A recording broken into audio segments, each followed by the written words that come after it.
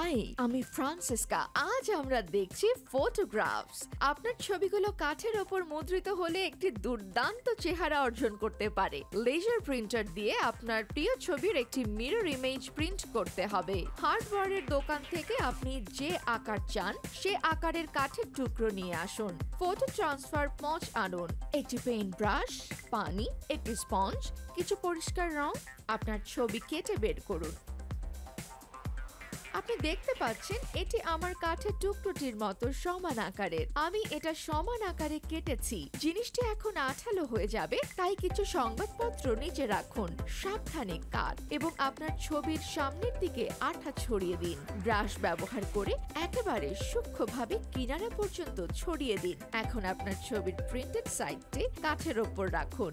নিশ্চিত করুন যে ছবিটি সেখানে ভালোভাবে আটকে গেছে। কিনারা দিয়ে ভেতরের সব বাতাসের বুদবুদ বের করে দিন। আপনি যদি কোনো বুদবুদ পেয়ে থাকেন তাহলে রোলিং পিন ব্যবহার করে নিশ্চিত করুন যে আপনি সমস্ত বুদবুদ বের করেছেন। আপনি একটি রোলারও ব্যবহার করতে পারেন। সারা রাত শুকোতে দিন। এখন কাগজটি ভেজাতে একটি চপচপে ভেজা স্পঞ্জ ব্যবহার করুন এবং ঘষতে শুরু করুন।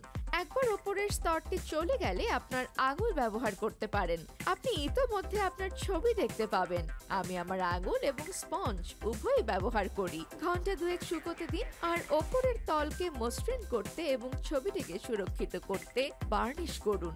ব্যাস, হয়ে গেল একটি দুর্দান্ত ছবি যা আপনি পরিবার এবং বন্ধুদের দিতে পারেন বা আপনার নিজের বসের ঘরে টাঙাতে পারেন।